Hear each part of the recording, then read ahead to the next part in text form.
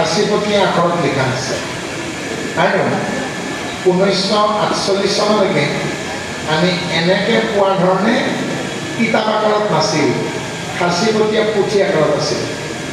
অসমৰ বুৰঞ্জীত, সাহিত্যৰ বুৰঞ্জীত আমি তিনিটা লিপি পাওঁ: বামুণীয়া লিপি, কাইথিলি লিপি আৰু গড়গঞা লিপি। কোনোবা যদি অসমীয়া ভাষা সাহিত্যৰ অধ্যয়ন কৰা ব্যক্তি আছে তেওঁলোকে বুজি পাব। গতিকে আকৌ কৈছোঁ, অনন্ত কন্দলী, মাধৱ কন্দলীক আদি কৰি যিসকল ব্ৰাহ্মণ পণ্ডিতে শাস্ত্ৰ ৰচনা কৰিছিল অসমত, তেওঁলোকে যি লিপিত লিখিছিল সেয়া বামুণীয়া লিপি। পৰৱৰ্তী কালত শংকৰদেৱ গুৰুজনাৰ বংশটো কায়স্থ বংশ। কায়স্থৰ পণ্ডিতসকলে যি লিপিত লিখিছিল সেয়া কাইথিলি লিপি। আৰু উজনিৰ শিৱসাগৰৰ গড়গাঁৱত আহোম স্বৰ্গদেৱে যেতিয়া ৰাজধানী পাতিলে আৰু গড়গাঁৱক কেন্দ্ৰ কৰি এটি লিপিৰ সৃষ্টি হ'ল আহোম যুগত, সেই লিপিৰ নাম গড়গঞা লিপি। আৰু গড়গঞা লিপিৰ আখৰকেইটা আমাৰ আধুনিক অসমীয়া আখৰৰ লগত মিল থকা।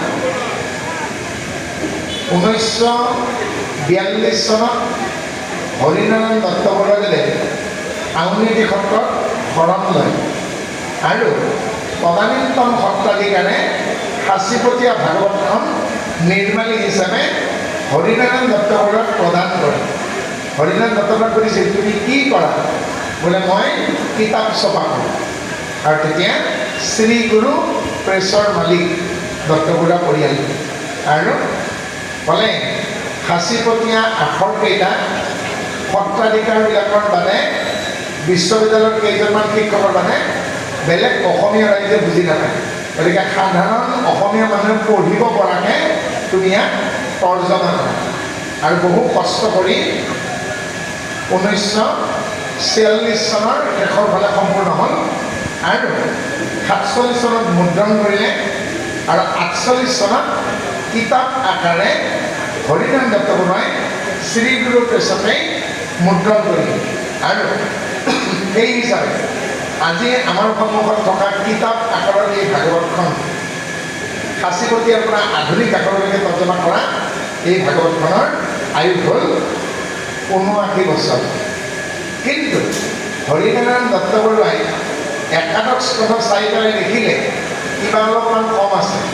তেতিয়া সত্ৰাধিকাৰক আকৌ সুধিলে, মোক একাদশ স্কন্ধ সম্পূৰ্ণকৈ কিয় নিদিলে?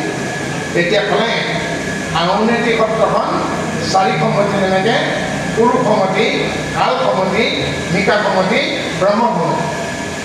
দামোদৰ দেৱৰ দ্বাৰা প্ৰতিষ্ঠিত এই আউনীআটী সত্ৰ ব্ৰহ্ম সমতিৰ সত্ৰ। আৰু ব্ৰহ্ম সমতিৰ সত্ৰত শ্ৰীমদ ভাগৱত